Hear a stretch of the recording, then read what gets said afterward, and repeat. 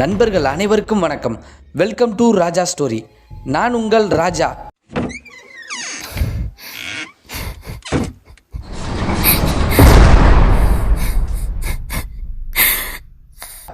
நமது ராஜா ஸ்டோரியில் இன்றைக்கி 165வது எபிசோடாக எங்கே நடந்த ஒரு சம்பவத்தை பற்றி பார்க்க போகிறோம் அப்படின்னு சொல்லி பார்த்தோம்னா, ராமநாதபுரத்தில் இருந்து சரியாக ஒரு 22 கிலோமீட்டர் சரௌண்டிங்குள் அமைந்துள்ள ஒரு சின்ன கிராமத்தில் சகேரியா அப்படின்னு சொல்லக்கூடிய ஒரு 34 வயது நிறைந்த ஒரு வேன் டிரைவருக்கும் ஒரு பொருளை எடுத்து சென்றதால் அந்த வேன் டிரைவரின் குடும்பத்தினருக்கும் நடந்த ஒரு சில அமானுஷ்யமான திகில் சம்பவத்தை தாங்க நாம் இன்றைக்கி 165வது எபிசோடாக நமது சேனலில் பார்க்க போகிறோம். மேலும் நண்பர்களே, நீங்கள் ஹாரர், த்ரில்லிங், அமானுஷ்யம் இது போன்ற கோஸ்ட் ஸ்டோரி எல்லாம் விரும்பி பார்ப்பீங்க கேட்பீங்க அப்படின்னா மறக்காமல் நமது ராஜா ஸ்டோரியை சப்ஸ்கிரைப் பண்ணிவிட்டு ஆல் அப்படிங்கிற பெல் பட்டனை அமைக்கிக்கோங்க. அப்போ தான் நாம் போடக்கூடிய அனைத்து வீடியோக்களுமே உங்களுக்கு உடனுக்குடன் வந்து சேர்ந்து விடும் அப்படிங்கிறத தெரியப்படுத்திக்கிறேன் நண்பர்களே. மேலும் இந்த வீடியோ உங்களுக்கு பிடிச்சிருந்துச்சுன்னா மறக்காமல் இந்த வீடியோக்கு ஒரு லைக்கை போட்டுட்டு உங்கள் நண்பர்களுக்கும் இந்த வீடியோவை ஷேர் பண்ணி நம் ராஜா ஸ்டோரி சேனல் வளர்ச்சிக்கு பேர் உதவியாக இருங்கள் என் அன்பு நண்பர்களே. மேலும் உங்கள் வாழ்விலும் இது போன்று ஏதாவது மறக்க முடியாத ஒரு சில அமானுஷ்யமான திகில் சம்பவங்கள் நடந்திருந்தால் டிஸ்பிளேயில் காட்டப்படக்கூடிய இந்த ராஜா ஸ்டோரி அப்படிங்கக்கூடிய இந்த வாட்ஸ்அப் எண்ணிற்கு ஒரு வாய்ஸ் மெசேஜாக கூட அனுப்புங்க நண்பர்களே. கண்டிப்பாக நமது சேனலில் அது ஒளிபரப்பப்படும் அப்படிங்கிறத தெரியப்படுத்திக்கிறேன். மேலும் வாங்க நண்பர்களே, இன்னைக்குள்ள அந்த அமானுஷ்யமான திகில் சம்பவத்துக்குள்ளே நாம் போகலாம்.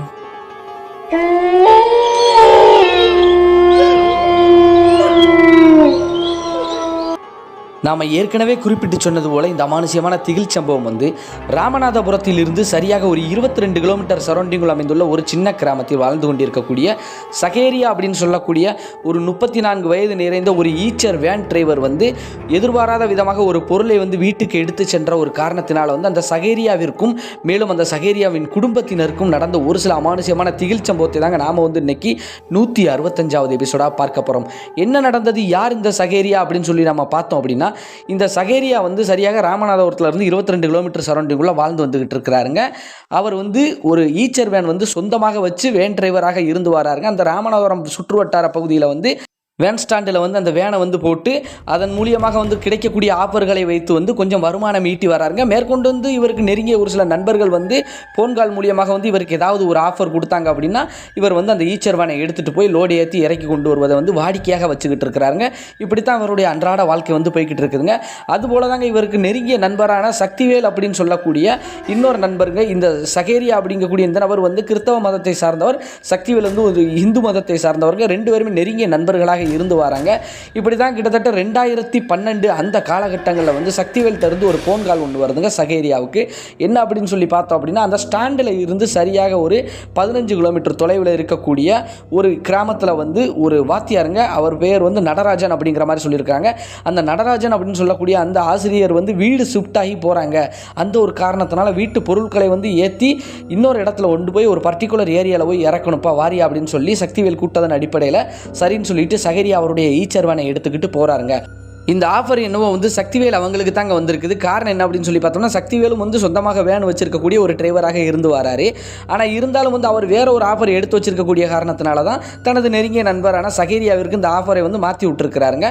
அதுபோல தாங்க சகேரியா அந்த வாகனத்தை ஈச்சர் வேனை எடுத்துக்கிட்டு அந்த 15 கிலோமீட்டர் தொலைவில் இருக்கக்கூடிய அந்த பர்டிகுலர் ஏரியாவில் இருக்கக்கூடிய அந்த கிராமத்திற்கு போறாருங்க. இவர் போய் ரீச் ஆகும் போதே மணி ஒரு மணிக்கிட்ட இருக்கும் அப்படிங்கிற மாதிரி சொல்லியிருக்காங்க.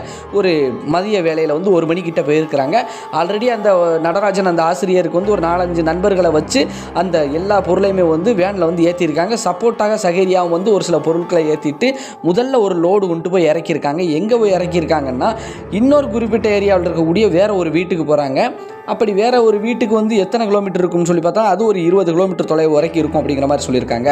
அதெல்லாம் முடிச்சுட்டு ஒரு 4-5 மணிக்கு மறுபடி அந்த ரிட்டன் வேனை எடுத்துகிட்டு கொஞ்சம் என்னத்தையோ சாப்பிட்டுட்டு ரிட்டன் வேனை எடுத்துகிட்டு மறுபடி இருக்கக்கூடிய ஒரு சில பொருட்கள் எல்லாமே இந்த சைக்கிள் மேற்கொண்டு பொம்மை ஏகப்பட்ட பொருட்கள் சின்ன சின்ன பொருட்களை மறுபடி ரிட்டன் லோடு ஏற்றிட்டு அதற்கப்புறம் நம்ம சகேரியா மறுபடி அந்த ஏரியாவுக்கு போயிட்டு எல்லாம் இறக்கி வச்சுட்டு கூடமாட இவரும் நல்ல ஒரு சப்போர்ட் பண்ணுறாருங்க. ஏன்னா இவர்கிட்ட கைவசம் லோடு மேன் இல்லை. அந்த நடராஜன் அந்த ஆசிரியருடைய நண்பர்கள் மூலியமாகவும் இவரும் ஒரு சில பொருட்களை ஏற்றி எல்லாம் இறக்கி வச்சுட்டு இவர் ரிட்டன் வீடு திரும்பும்போது 9:30 மணி அளவுக்கும் மேலே ஆயிடுச்சுங்க. ஆனால் இருந்தாலும் அந்த ஆசிரியர் இவருக்கு நிறையா பணத்தையும் கொடுத்துருக்கிறாரு, கூடமாட நல்லா சப்போர்ட் பண்ணியிருக்கிறாரு. அப்படிங்கக்கூடிய காரணத்தினால பணத்தெல்லாம் கொடுத்துருக்குறாங்க. ஆனால் இருந்தாலும் வந்து வர்ற வழியில் வந்து அந்த நடராஜன் ஆசிரியருக்கு நண்பர்கள் லோட்மேன் மாதிரி இருந்தாங்க இல்லையா ஹெல்ப்புக்கு, அவங்களில் வந்து ஒரு சில பேரை வந்து கொண்டு வந்து இறக்கி விடுறதுக்காக ஒரு சில ஏரியாவில் இறக்கி விட்டுட்டு இவர் ரிட்டன் கிளம்பியிருக்காருங்க. ஆனால் கிளம்புறதுக்கு முன்னாடி, இறக்கி விடுறதுக்கு முன்னாடியே வந்து அதில் ஒரு நண்பர்கிட்ட வந்து கேட்டிருக்காங்க. என்ன கேட்டிருக்காங்க அப்படின்னு சொல்லி பார்த்தோம்னா, என்ன காரணத்தினால இந்த ஆசிரியர் வந்து இங்கேருந்து அங்கே ஷிஃப்ட் ஆகி போகிறாங்க, இப்போ இருந்த வீடு வந்து நல்ல பெரிய வீடாக இருக்குது, இப்போ போயிருக்க வீடு ஓரளவுக்கு சிம்பிளான வீடாக தான் இருக்குது, மேற்கொண்டு வந்து அந்த வாத்தியாருக்கு வந்து முகத்தில் கலையே இல்லையே அப்படின்னு சொல்கிற மாதிரி கேட்கும்போது, அப்போ வந்து அந்த நண்பர் வந்து என்ன சொல்லியிருக்காங்க அப்படின்னு சொல்லி பார்த்தோம்னா, அவருக்கு வந்து ஒரே ஒரு பையன் இருந்தார் தம்பி, அந்த பையனும் வந்து திடீர் மரணமாயிட்டார், கொஞ்சம் உடல்நிலை சரியில்லாமல் வந்து அவருக்கு அவரே பேசிக்கிட்டு புலம்பிக்கிட்டு ஒரு மாதிரி இருந்து இறந்து போயிட்டார்ப்பா, அதில் இருந்து இவர் ரொம்ப மனம் உடஞ்சி போயிருந்திருக்காரு. இருந்தாலும் வந்து ஒரு சில கோயில் குளத்துக்கு போய் என்னவோ கேட்டு இருக்கும்போது வந்து இந்த வீடு வந்து ஆகலை அப்படிங்கிற மாதிரி சொன்ன ஒரு காரணத்தினால சொந்த வீடை விட்டுட்டு வாடகை வீட்டுக்கு போயிருக்காருப்பா அப்படிங்கும்போது வந்து சகேரியை யோசிக்க ஆரம்பிச்சிட்டார். ஏன்னா இவர் ஒரு கிறிஸ்தவ மதத்தை சார்ந்தவர் இல்லையா, இப்படி வீடு மாறினா எல்லா பிரச்சனையும் நீங்கிருமா என்ன அப்படிங்கிற மாதிரி மனசுக்குள்ளேயே நினச்சிக்கிட்டு எதையும் வெளியில் சொல்லாமல் அந்த அண்ணனையும் சரி இறக்கி விட்டுட்டு அவங்க ஏரியாவில் இறக்கி விட்டுட்டு ரிட்டன் எடுத்து சரி கிளம்பலாம் அப்படின்னு சொல்லிட்டு ஸ்டாண்டில் கொண்டு போய் வேனை போட்டு நம்ம பைக்கில் வரலாம்னு சொல்லிட்டு இவர் ரிட்டன் எடுத்து போகிறாருங்க. இப்போ இவர் ரிட்டன் எடுத்து இவருக்கு ஸ்டாண்டுக்கு போகணும் அப்படின்னு சொல்லி பார்த்தா சரியாக ஒரு 15 கிலோமீட்டருக்குள்ளே வரும் அப்படிங்கிற மாதிரி சொல்லியிருக்காங்க. அப்படியே மெதுவாக சரி போகலாம் அப்படின்னு சொல்லிட்டு அப்படியே மெதுவாக போய்கிட்டு இருக்கிறாருங்க. மணியும் வந்தான்னு சொல்லி ஒரு 9:45 10 மணிக்குள்ளே தாங்க இருக்குது. இந்த நேரத்துக்கு வந்து பெரும்பாலும் வந்து அந்த சாலையில் வந்து போக்குவரத்து கொஞ்சம் கம்மியாக இருக்குது அந்த நேரத்தில். அப்படி போய்கொண்டு இருக்கும்போது வந்து திடீர்னு இவருக்கு வந்து எதிர்பாராத விதமாக, ஏன்னா இவர் வந்து மெதுவாக தாங்க போவாராங்க, ரொம்ப விரட்டி போக மாட்டாராங்க, வண்டியை வந்து நல்ல ஓரளவுக்கு நல்லா சேஃபாக பார்த்துக்கிடுவாராம். அப்படி போய்கிட்டு இருக்கும்போது வந்து திடீர்னு வந்து ஒரு குழந்தை வந்து குறுக்க வந்த மாதிரி இருந்திருக்குதுங்க. மெதுவாக போய்கிட்டு இருக்கும்போது அந்த சாலை வந்து எம்டியாக தான் இருக்குது. அப்போக்கப்போ ஒவ்வொரு 2 வீலர் ஏதாவது வண்டி போய் வந்து இருந்தாலுமே வந்து இவருக்கு கிளியராக அந்த ராமநாதபுரம் சாலை வந்து தெரிஞ்சாலுமே வந்து மெதுவாக போய்கிட்டு இருக்கும்போது எங்கேருந்து வந்ததுன்னு தெரியல, திடீர்னு ஒரு குழந்தை வந்து ஒரு 10 வயசுக்கு உட்பட்ட ஒரு குழந்தை மாதிரி இருக்குதாங்க. திடீர்னு வந்து குறுக்க வந்து இந்த மாதிரி இருந்திருக்கு, டமன்னு மேலே விட்ட மாதிரி இருந்திருக்கு. ஒரு பயந்து போய் டக்குன்னு பிரேக் அடிச்சுட்டு ஈரக்குலை இவருக்கு நடுங்கிருச்சு. என்னடா இது, நம்ம யார் மேலே விட்டுட்டோமா அப்படிங்கிற மாதிரி வந்து ஈரக்குலை நடுங்கிட்டு விறுவிறுன்னு இறங்கி வந்து அப்படியே பார்க்குறாருங்க. வண்டி கடியில் பார்க்குறாரு, அப்படியே செக் பண்ணி பார்க்குறாரு, யாருமே இல்லை. இவருக்கு வந்து ஒரு மனப்பிரமை மாதிரி ஆகிப்போச்சுங்க. என்ன இது, நம்ம வந்து வண்டியில் வந்தோம், எதிர்க்க வந்து திடீர்னு சடனாக எங்கிருந்து வந்ததுன்னே தெரியல அப்பியர் ஆகிருந்துச்சு ஒரு குழந்தை. இப்போ வந்து பார்க்கும்போது எங்கேயுமே ஆளை காணும், என்னடா இது குறுக்க வந்து விழுந்த மாதிரி இருந்துச்சுன்னு சொல்லி 1000 குழப்பங்களுடன் வந்து வண்டியை வந்து மெதுவாக எடுத்து அப்படியே போய்கிட்டு இருக்கிறாருங்க. அப்படி மூவ் பண்ணி போய்கிட்டு ஓரளவுக்கு வந்து அந்த ஸ்டாண்டை வந்து நெருங்கி போயிட்டாருங்க. நெருங்கி போகும்போது ஒரு விஷயத்தை நோட் பண்ணுறாரு. என்ன அப்படின்னு சொல்லி பார்த்தோம்னா, சைடில் வந்து ஏதோ ஒரு மரத்தாலான ஒரு பொம்மை மாதிரி ஒன்று இருக்குதுங்க அந்த வேனுக்குள்ளே. அப்போ அதை அப்படி பார்க்குறாரு. பார்த்துட்டு என்னடா இது, இந்த பொம்மை என்ன இங்கே இருக்குது அப்படின்னு சொல்லிட்டு அப்படியே அந்த பொம்மை எடுத்து பார்த்துட்டு, சரி இது என்ன ஒரு வேளை அந்த வீடு ஷிஃப்ட் மாறும்போது வந்து யாராவது ஃப்ரெண்டில் வச்சு இருந்திருப்பாங்க, எடுத்து அந்த வீட்டில் கொடுக்க மறந்துட்டாங்களா, என்ன வேறு எதுவும் பொருள் இருக்கான்னு அப்படியே பார்த்துக்கிட்டே விட்டுறாருங்க. வேறு எந்த பொருளும் இல்லை, அந்த மரப்பாச்சி பொம்மை மாதிரி ஒரு பொம்மை இருக்குதுங்க. அந்த பொம்மை மட்டும்தாங்க அந்த வேனில் எப்படியே மிஸ் ஆகிருக்குது. சரி இதுக்காக நம்ம ரிட்டன் போக முடியாது, என்னைக்காவது அங்கிட்டு போனால் பார்த்துக்கலாம், சரி வண்டியில் கிடக்கட்டும்னு சொல்லிட்டு அப்படி ஒரு ஓரமாக போட்டிருக்காருங்க. அப்படி போட்டுட்டு அப்படி ரோட்டை பார்த்து ஓட்டும்போது மறுபடி வந்து ஒரு குழந்தை வந்து திடீர்னு வந்து அப்படியே அப்பியர் ஆன மாதிரி இருந்திருக்குதுங்க. ஃப்ரெண்டில் இவர் வந்து டக்குன்னு வந்து அப்படியே கொஞ்சம் அந்த ஸ்டேரிங்கை டேர்ன் பண்ணிவிட்டு அப்படி சைடில் பார்க்குறாருங்க, யாருமே கிடையாது. வண்டி அப்படியே நிப்பாட்டிட்டு என்னடா இது வித்தியாசமாக நடக்குன்னு சொல்லிட்டு எட்டி எட்டி பார்க்குறாரு, யாருமே இல்லை. என்ன இது, நம்ம ஒரு வேளை கற்பனையாக இருக்குமா என்ன அப்படின்னு சொல்லிட்டு இவர் வந்து ஒரு ஆழ்ந்த யோசனைக்கு போயிட்டார். சரி நம்ம சீக்கிரம் கொண்டு போய் ஸ்டாண்டில் ஓட்டு நம்ம முதல் கிளம்புவோம், என்னவாக இருக்கும் ஏதா இருக்கும்னு சொல்லி 1000 குழப்பங்கள் கேள்விகளோடு வந்து அப்படியே அவருடைய அந்த ராமநாதபுரம் அந்த ஸ்டாண்டில் ஒழிந்து போய் வண்டியை போட்டுட்டு வேனை போட்டுட்டு அவருடைய 2 வீலர் எடுத்துகிட்டு கிளம்பலாம்னு சொல்லிட்டு கிளம்பும்போது ஒரு விஷயத்தை நோட் பண்ணுறாரு.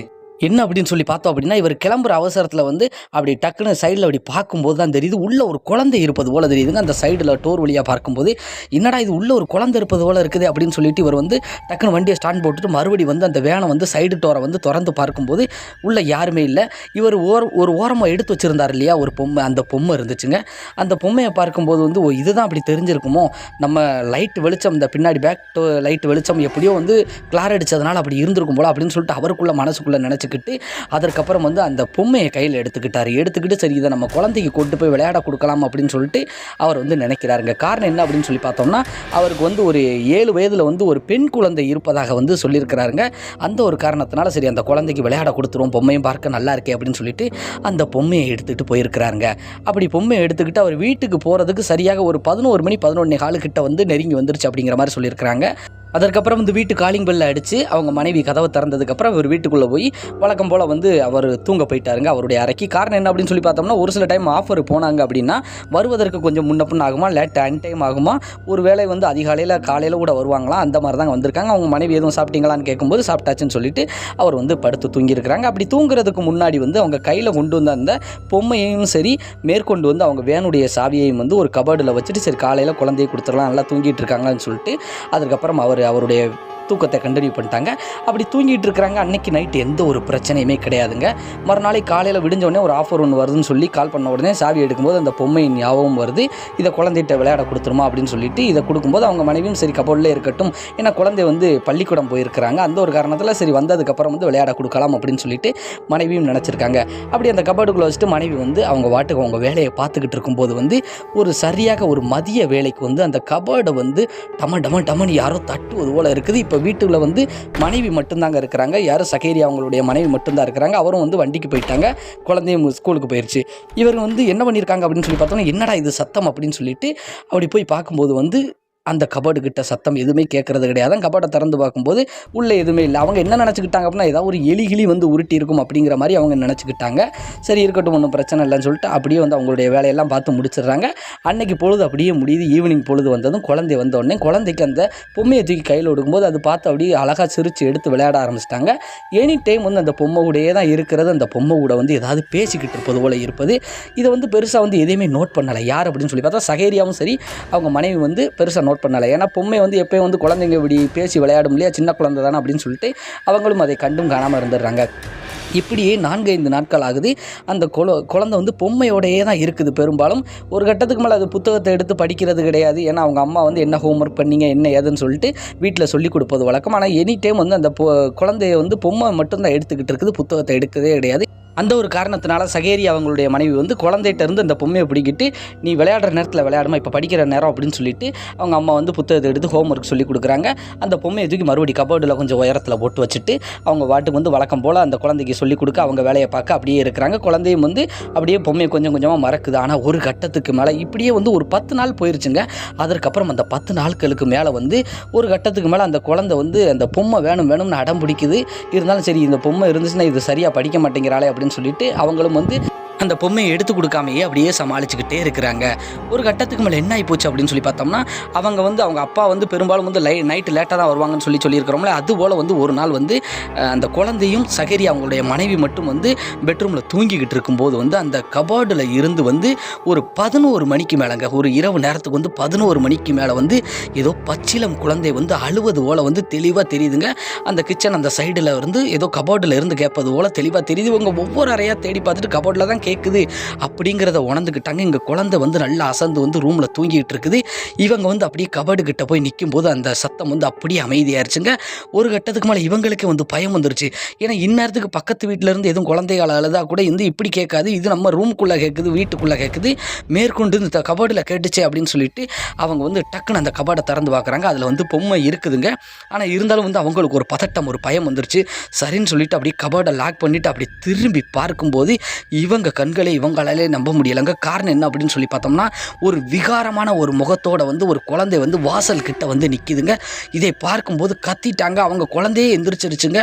கத்திட்டு அதுக்கப்புறம் இவங்க கண்ணை அப்படி மூடிட்டு முழிக்கும் போது வந்து அங்கே ரூமில் இருந்து குழந்தையும் கத்திக்கிட்டு இருக்குது. ஏன்னா இவங்க சத்தம் போட்டதை பார்த்து அந்த குழந்தை பதறிக்கிட்டு அது கத்திக்கிட்டு இருக்குதுங்க. உடனே வந்து இவங்க என்ன பண்ணுறாங்க அப்படின்னு சொல்லி பார்த்தோம்னா, இப்போ அந்த அறையில் வந்து அந்த குழந்தை இல்லை, அதாவது அந்த அகோரமான உருவம் இல்லை அப்படிங்கிறத உணர்ந்துக்கிட்டு விறுவிறுன்னு பெட்ரூமுக்கு போய் குழந்தைய போட்டு அணைச்சி பிடிச்சிக்கிட்டு அப்படியே உள்ளே உட்காந்துருக்குறாங்க. நம்ம பார்த்தது கனவா நனவா இது என்ன அப்படிங்கிறது வந்து அவங்களுக்கே தெரியாமல் பதட்டத்தில் உட்காந்துக்கிட்டு இருக்கிறாங்க. அப்படியே ஒரு அரை மணி நேரம் வந்து கடந்ததுக்கப்புறம் ஒரு 11:30 மணிக்கு மேலே வந்து அவங்க வீட்டு காலிங் பெல் வந்து அடிச்சுக்கிட்டே இருக்குது. இவங்க வந்து வெளியில் போய் கதவை திறக்கலாமா வேண்டாமா அப்படின்னு சொல்லிட்டு யோசனை யார் சகேரியா அவங்களுடைய மனைவிக்கு. குழந்தை அப்படியே அணைச்சிக்கிட்டு அப்படியே உட்காந்துக்கிட்டே இருக்காங்க பதட்டத்தில். அதற்கப்புறம் கதவை தட்டிக்கிட்டே வந்து குரல் எழுப்பும் போது தான் வந்து சரி கணவர் தான் வந்திருக்காரு அப்படிங்கிறத வந்து உடனே புரிஞ்சுக்கிட்டு அவங்களும் வந்து ஒரு பயத்திலேயே போய் கதவை திறந்ததுக்கப்புறம் உண்மையிலே அவங்க கணவர் தாங்க. அதை பார்த்ததுக்கப்புறம் தான் கொஞ்சம் அழுது புலம்பி இந்த மாதிரியெல்லாம் நடந்ததுங்க அப்படின்னு சொல்லிட்டு கட்டி தழுவி சொல்லும்போது வந்து அவங்க கணவர் வந்து முதல் சிரிச்சிருக்காங்க. அந்த மாதிரியெல்லாம் எப்படிமா நடக்கும் அப்படிங்கிற மாதிரி சொல்லி சிரிச்சிருக்கிறாங்க. ஆனால் இருந்தாலும் வந்து என் கண் கூட பார்த்தேங்க அப்படின்னு சொல்லிட்டு இவங்க சொல்லும்போது, சரி எதோ ஒரு விஷயத்தை வந்து நீ மனசில் போட்டு கவலைப்பட்டுக்கிட்டு இருக்க, பயந்துட்ட, அதனால தான் உனக்கு அப்படி தெரியுது, ஒன்றும் இல்லை பார்த்துக்கலாம் வாமா அப்படின்னு சொல்லிட்டு வீட்டுக்குள்ளே கூப்பிட்டு போய் அவர் வந்து எப்பயும் போல் வழக்கம் போல் அவங்க வந்து அவங்களுடைய பெட்ரூமில் வந்து படுத்து தூங்குறாங்க. அப்படி தூங்கிக்கிட்டு இருக்கும்போது சரியாக வந்து கண்ணசந்து ஒரு 1.5 மணி நேரம் கழிச்சுங்க 1 மணி இருக்கும் அப்படின்னு சொல்லியிருக்கிறாங்க. அந்த 1 மணி வாக்கில் வந்து மறுபடி வந்து ஏதோ ஒரு குழந்தை அழுவது போலையும் வந்து அந்த கிச்சனுக்கு சைடில் இருக்கக்கூடிய கபர்டிலேருந்து வந்து கட்டமுட்டான்னு ஏதோ சத்தம் கேட்டுக்கிட்டே இருந்திருக்குதுங்க. உடனே மனைவி தான் திடுக்கிட்டு எந்திரிச்சு வந்து கணவரை அப்படியே நைஸாக எழுப்பும்போது அவரும் வந்து காது கொடுத்து கேட்குறாருங்க. ஆமாம் ஏதோ ஒரு சத்தம் கேட்குதே அப்படின்னு சொல்லிட்டு அவரும் வந்து மனக்குழப்பத்திலே வந்து மெதுவாக போகிறாருங்க. மனைவியை வந்து பெட்ரூம்லேயே இருங்கம்மா அப்படின்னு சொல்லிட்டு மனைவியும் குழந்தை இருக்க சொல்லிட்டு அப்படி மெதுவாக போய் பார்க்கும்போது கபர்டிலேருந்து சத்தம் கேட்பது வந்து தெளிவாக தெரியுது. அதற்கப்புறம் வந்து கபர்டை திறந்து பார்க்குறாங்க. உள்ளே எதுவுமே கிடையாதுங்க. இவரும் பூனையாக இருக்கும், இல்லைன்னா ஏதாவது ஒரு எலியாக இருக்கும் அப்படின்னு நினச்சிக்கிட்டு இருக்கிறாங்க. ஆனால் உள்ள எதுவுமே இல்லை, அந்த பொம்மை மட்டும்தாங்க இருக்குது. அந்த பொம்மையை வந்து எடுத்துகிட்டு ஒரு ஓரமாக வச்சுட்டு சரி ஒன்றும் இல்லை பார்த்துக்கலாம் அப்படின்னு சொல்லிட்டு, ஏன்னா சத்தம் இப்போ கேட்கல அப்படின்னு சொல்லிட்டு அவங்க அறைக்கு வந்தோடனே மனைவியும் கணவனும் சேர்ந்து பேசும்போது வந்து இந்த இதில் வீட்டில் ஏதோ நடக்க ஆரம்பிச்சிருக்குங்க, இந்த பொம்மையில் ஏதோ இருக்குது அப்படின்னு சொல்லிட்டு பயப்பட ஆரம்பிச்சிருக்காங்க. சரி காலையில் இது என்னன்னு பார்த்துக்கலாமா அப்படிங்கிற மாதிரி, நீ தூங்குமா அப்படின்னு சொல்லிட்டு இரவு வந்து எல்லாரும் வந்து கொஞ்சம் அப்படியே ஒன்று ஒலையும் அந்த பெட்ரூம்லேயே இருந்து சரியாக தூக்கமும் இல்லாமல் காலையில் எந்திரிச்ச உடனே என்ன பண்ணுறாங்கன்னா அவங்க வந்து ஒரு கிறிஸ்தவ மதத்தை சார்ந்த ஒரு காரணத்தினால வந்து ஃபாஸ்டரை வந்து வர வைக்கிறாங்க. வர வச்சு அந்த பாஸ்டர் வந்து அந்த பொம்மையை பார்த்துட்டு அதுக்கப்புறம் வந்து ஒரு சின்னதாக ஒரு ப்ரேயர் மாதிரி பண்ணுறாங்க. இந்த பொம்மை அங்கே இருக்க வேண்டாம்ப்பா அப்படிங்கிற மாதிரி சொல்கிறாங்க. காரணம் என்ன அப்படின்னா இந்த பொம்மையில் உண்மையிலே ஏதோ ஒன்று இருக்குப்பா அப்படிங்கிற மாதிரி சொல்லிட்டாங்க. ஏன்னா அவருக்கும் வந்து ஏதோ ஒன்று தெரிஞ்சிருக்குதுங்க. அந்த ஒரு காரணத்தினால வந்து இங்கே இந்த பொம்மை இருக்க வேண்டாம் அப்படின்னு சொல்லிட்டு அந்த பொம்மை அங்கேருந்து டிஸ்போஸ் பண்ணிட்டாங்க. அதற்கப்புறம் எதுவும் பிரச்சனை நடந்ததா அப்படின்னு சொல்லி கேட்டோம் அப்படின்னா அதற்கப்புறம் அவங்க வீட்டில் எந்த ஒரு பிரச்சனையும் நடக்கலாம். ஆனால் இருந்தாலும் வந்து அந்த பாஸ்டர்கிட்ட என்ன காரணத்தினால அந்த பொம்மையை போட சொன்னீங்க, அந்த பொம்மையில் என்ன தான் இருக்குன்னு சொல்லும்போது வந்து பாஸ்டர் வந்து ஒரு கணிப்பு ஒன்று கணிச்சிருக்கிறாருங்க. என்ன சொல்கிறாங்க அப்படின்னு சொல்லி பார்த்தோம்னா இதில் வந்து சைத்தான் இருக்குது, ஏதோ ஒரு குழந்தையின் ஆன்மா வந்து இதில் அடங்கி இருக்குது, அந்த ஒரு காரணத்தினால தான் இந்த மாதிரி வந்து உன் வீட்டுக்குள்ளே வந்து சேட்டை பண்ணுது. நல்ல வேலைக்கு வந்து இது உன் குழந்தையை விட்டு ஒரு ஒதுக்குப்புறமாக வச்சு, ஆனால் இருந்தாலும் உன் வீட்டுக்குள்ளே ஒன்று நடக்கிறத பார்த்து நீங்களே வந்து புரிஞ்சுக்கிட்டு என்னை வர வச்சது ரொம்ப நல்லதாக போச்சு, மேற்கொண்டு இதை பற்றி எந்த ஒரு ஆராய்ச்சியும் பண்ண வேண்டாம் சகேரியா அப்படின்னு சொல்லிட்டு அந்த பாஸ்டர் வந்து சொல்லிவிட்டு அங்கேருந்து போயிட்டாங்க. சரி நமக்கு நல்லது நடந்தால் சரி அப்படின்னு சொல்லிட்டு ஒரு 4-5 நாட்கள் வந்து அப்படியே போதுங்க. எந்த ஒரு பிரச்சனையும் வேணாம் அவங்களுக்கு இல்லை. ஆனால் இருந்தாலும் வந்து சகேரியாவுக்கும் சரி அவங்க மனைவிக்கும் அதில் என்னதான் இருந்திருக்கும் அப்படிங்கக்கூடிய சிந்தனை வந்து ஓடிக்கிட்டே இருந்திருக்குது கணவனுக்கும் மனைவிக்கும். அந்த ஒரு காரணத்தினால வந்து அப்படியே நினச்சிக்கிட்டே இருக்காங்க. ஒரு 4 நாட்கள் கழித்ததுக்கப்புறம் வந்து அந்த சிந்தனையினாலேயே என்ன பண்ணுறாங்க அப்படின்னு சொல்லி பார்த்தோம்னா அவங்க நெருங்கிய நண்பரான அந்த சக்திவேல்கிட்ட வந்து நடந்த எல்லா விஷயத்தையும் சொல்லும்போது வந்து ஒரு வேளை இருக்குமோப்பா அப்படிங்கிற மாதிரி. என்ன காரணம்னா அந்த பொம்மை வந்ததுல இருந்தால் இவ்வளோ பிரச்சனை அந்த பாஸ்டர் சொன்னது எல்லாத்தையும் சொல்லி அவங்க 2 பேரும் வந்து கலந்து ஆலோசிக்கும் போது வந்து என்ன அப்படின்னு சொல்லி பார்த்தோம்னா அப்போ அந்த பொம்மையினால தான் அந்த வாத்தியார் வீட்டில் ஏதோ பிரச்சனை நடந்திருக்கு அப்படிங்கிற மாதிரி சொல்லியிருக்கிறாங்க. அதற்கப்புறம் தான் சக்திவேல்கிட்ட வந்து என்ன பிரச்சனை நான் உன்ட்ட கேட்கனே நினச்சேன்ப்பா அப்படிங்கும்போது வந்து அவங்க பையனுக்கு வந்து உன்னுடைய மகளுடைய வயசு தாங்க, கிட்டத்தட்ட ஒரு 8-9 வயசுக்குள்ளே தான் இருக்கும்பா.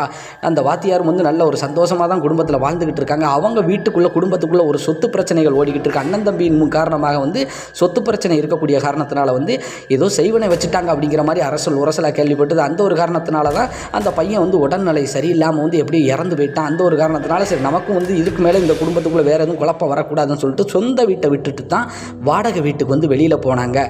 அந்த ஒரு காரணத்தினால தான் எனக்கும் ஆப்பர் இருந்துச்சு, சரி ஒன்றே அனுப்பிவிடலான்னு சொல்லி அனுப்பிவிட்டேன். இப்போ எல்லாம் கூட்டி கழித்து பார்க்கும்போது அந்த குழந்தையை வந்து கொன்னது வந்து கண்டிப்பாக அந்த செய்வனை கோளாறாகத்தான் இருக்கும். அந்த செய்வனை கோளாறும் வந்து அந்த பொம்மையில் தான் வச்சுருந்துருக்காங்க. ஏதோ ஒரு ஆன்மா இருந்திருக்குப்பா, நல்ல வேலைக்குப்பா நீ அந்த குழந்தைக்கு வந்து உன் குழந்தைக்கு வந்து அந்த பொம்மையை எடுத்துகிட்டு வந்து கொடுத்துட்டு இப்போ ஒரு சின்ன ஒரு சிம்டம் காட்டினது தூக்கி எரிஞ்சிட்டா, இல்லை அப்படின்னா உன் குடும்பம் என்ன இருக்கும்பா அப்படின்னு சொல்லிட்டு மிரண்டு போய் நின்றுருக்காங்க நண்பர்களே. அதற்கப்புறம் அவங்க ஃபேமிலியில் வந்து எந்த ஒரு பிரச்சனையும் இல்லை. அந்த வாத்தியாரும் இவங்க சக்திவேல் மேற்கொண்டு வந்து இந்த சகேரி எல்லாருமே அதுக்கப்புறம் நண்பர்களாகிட்டாங்க. நடந்த எல்லா விஷயத்தையும் வந்து 3 பேருமே ஆலோசித்து அதுக்கப்புறம் கொஞ்சம் எச்சரிக்கையாக இருந்திருக்காங்க. மேற்கொண்டு இந்த நண்பர்களே இந்த சம்பவம் எப்படி இருந்தது அப்படிங்கிறத வந்து மறக்காமல் வந்து கமெண்ட் செக்ஷனில் வந்து சொல்லிட்டு போங்கள் என் அருமை நண்பர்களே. மேலும் இந்த சம்பவம் உங்களுக்கு பிடிச்சிருந்துச்சுன்னா மறக்காமல் இந்த சம்பவத்திற்கு ஒரு லைக்கை போட்டுட்டு உங்கள் நண்பர்களுக்கும் இதை ஷேர் பண்ணி நம் ராஜா ஸ்டோரி சேனல் வளர்ச்சிக்கு பேர் உதவியாக இருங்கள் என் அன்பு நண்பர்களே. இந்த சம்பவத்தை நமக்கு அனுப்பி வச்சது யார் அப்படின்னு சொல்லி பார்த்தோம்னா அந்த சகேரியா அவங்களுடைய நெருங்கிய நண்பரான சக்திவேல் அவங்க தாங்க நமக்கு இந்த சம்பவத்தை வந்து அனுப்பி வச்சிருக்காங்க. அவங்க நமது சேனலின் சப்ஸ்கிரைபரும் கூடாங்க. மேற்கொண்டு நண்பர்களே இப்போ வர நீங்கள் நமது சேனலை வந்து சப்ஸ்கிரைப் பண்ணாமல் தான் பார்க்குறீங்க அப்படின்னா மறக்காமல் சப்ஸ்கிரைப் பண்ணிவிட்டு ஆல் அப்படிங்கிற பெல் பட்டனை அமைக்கோங்க. அப்போ தான் நாம் போடக்கூடிய அனைத்து வீடியோக்களுமே உங்களுக்கு உடனுக்குடன் வந்து சேரும் அப்படிங்கிறத வந்து தெரியப்படுத்திக்கிறேன். உங்கள் வாழ்விலும் இது போன்று ஏதாவது மறக்க முடியாத ஒரு சில அமானுஷ்யமான திகில் சம்பவங்கள் நடந்திருந்தால் டிஸ்பிளேயில் காட்டப்படக்கூடிய இந்த ராஜா ஸ்டோரி அப்படிங்கக்கூடிய இந்த வாட்ஸ்அப் எண்ணிற்கு ஒரு வாய்ஸ் மெசேஜாக கூட அனுப்புங்க நண்பர்களே. கண்டிப்பாக நமது சேனலில் அது ஒளிபரப்பப்படும் அப்படிங்கிறத வந்து தெரியப்படுத்திக்கிறேன். மேலும் நன்றி, வணக்கம் நண்பர்களே. நாம் அடுத்த வீடியோவில் சந்திப்போம்.